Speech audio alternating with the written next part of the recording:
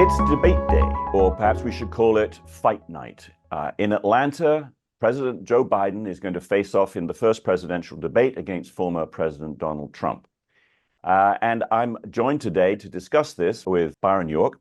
And Byron, you had a discussion with President Trump just recently. You interviewed him, and he talked to you a little bit about the way that he was preparing. There seems to be a pretty big contrast between the way he's doing it and the way the president is doing it, right? Oh yeah, there's an absolutely huge contrast. I went down there. It's been a couple of weeks now. On June 11th, went down to Mar-a-Lago to talk to the former president. But debate preparations, such as they were already well underway. And the way Trump has been doing it is we have this idea of a mock debate where they build a set and they have two lecterns and they pick some staff member to imitate Joe Biden or Hillary Clinton in 2016, and they have mock debates and they have all these briefing books and all of this stuff. And Trump just doesn't like that, and he doesn't prepare like that. You can say whatever for whatever reason, he doesn't prepare like that. So they have had a number of what they call policy discussions, where he has met with either experts on his own staff.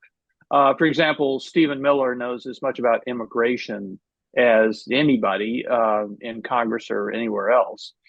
And also with members of Congress about other issues that were likely to come up. But basically what Trump said to me is, look, you got to know. You've got to know things by experience. You can't just read them in a briefing book. You have to have lived this stuff. I know all the leaders. You know, he always says he knows all the world leaders and gets along well with them. I know all the leaders, and I know what I know. And I'm going to base a lot of this on common sense. For example, you don't let people across the border by the millions without knowing who they are. And that's how I prepare. And I've done pretty well. I've been in, 15 or 16 debates, and I've won them all, although some people would question that with the first debate with Biden back in 2020. Yeah, well, one of the things that he said to you was debating was kind of having an attitude. Now, I'm not Yeah, sure quite what he meant about that, but some yeah, people would say he's sometimes brought too much attitude to the debates. And one of the things that I think that he probably needs to do is to recognize that he's not talking to a rally where he can just fire yeah. them up with the rhetoric. He's talking to the swing voters. He's trying to win over independents. So talk a little bit about his attitude and about his ability, such as you judge it, to drop the idea that he's talking to a rally and to talk to people who he needs to win but hasn't already won. It's interesting. First of all, a lot of the answer to the question you just asked can be found by looking at the first debate between Biden and Trump.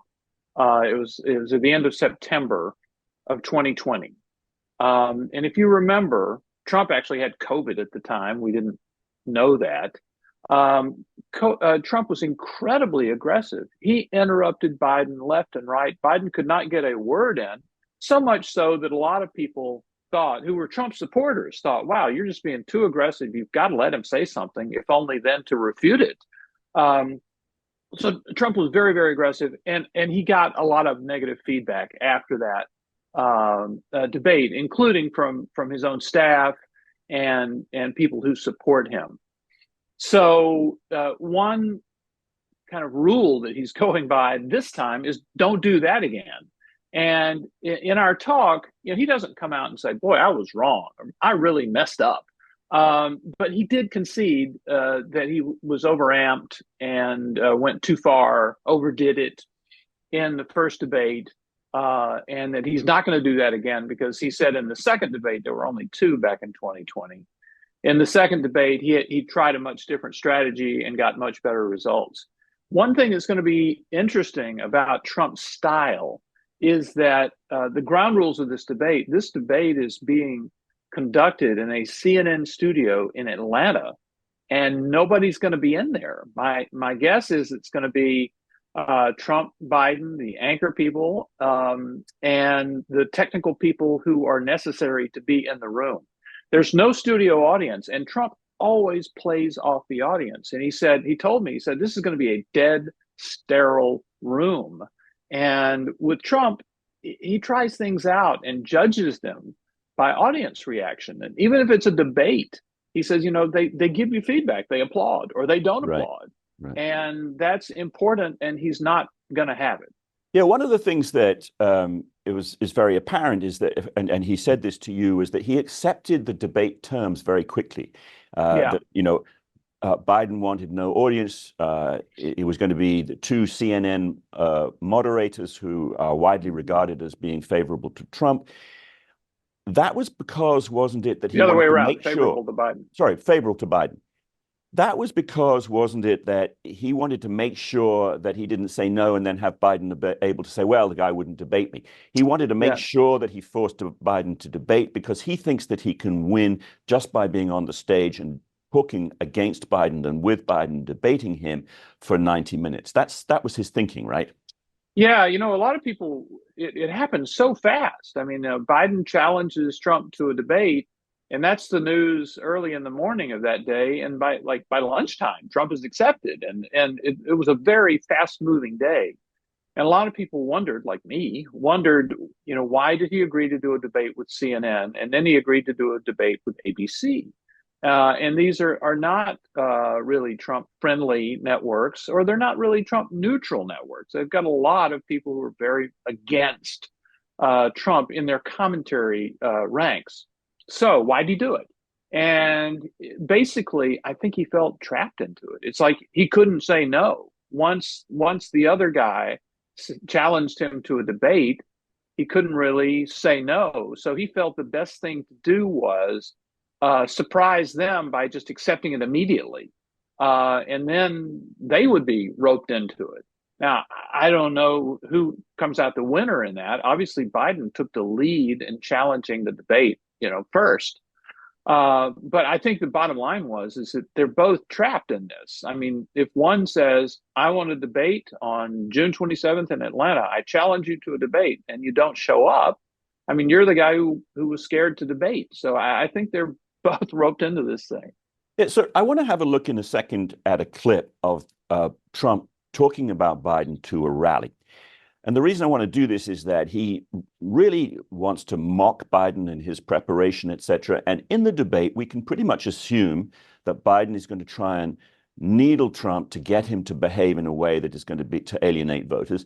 And given what you've told us about the debate and the format, and the moderators probably being strongly in favor of Biden, perhaps Biden will get some help in goading Trump by the moderators asking questions about January 6th and trying to put Trump in a corner.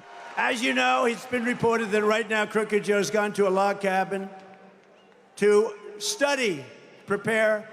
No, he didn't. He's sleeping now, because they want to get him good and strong. There's Trump. He's talking about Joe going to sleep and being jacked up on steroids or whatever it is he thinks that is going to keep Biden awake. He's mocking Biden. Can he avoid that in this debate? Do you think that he has the discipline? And do you think that how is that going to how is that all going to play out? He loves to make fun. He does, and he feels it's been really successful to him in the debates in 2016. And he feels it even worked for him even in 2020. And of course, he didn't do any Republican debates in this primary season. So no, there's definitely going to be some of that. Now, Trump has mocked Biden's preparation, like he's over preparing. I was mentioning earlier with the mock debates and the briefing books and all of that stuff. Trump really mocks that. And we'll see. This is one of these we'll see questions, because Trump believes that winging it on the basis of your own experience is the best way to do it. And Biden is clearly doing a very fastidious, thorough preparation for this one particular event. And, we'll see which came out better. It's one of these things you don't know till it happens. So it's just one final question, and it's really, I guess, the most important one. And what is it that each of the two candidates has to achieve with this debate?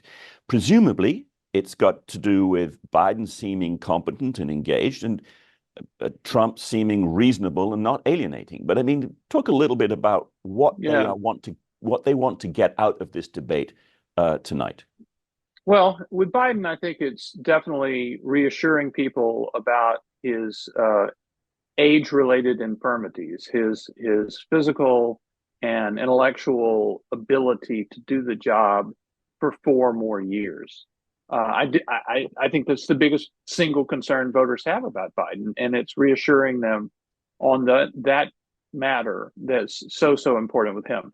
With Trump, it's always temperament. It's always voters' reservations about his temperament, because a lot of them think that he did a good job, and even if they don't want to give him credit, they think that things were going pretty well prior to COVID in the Trump administration.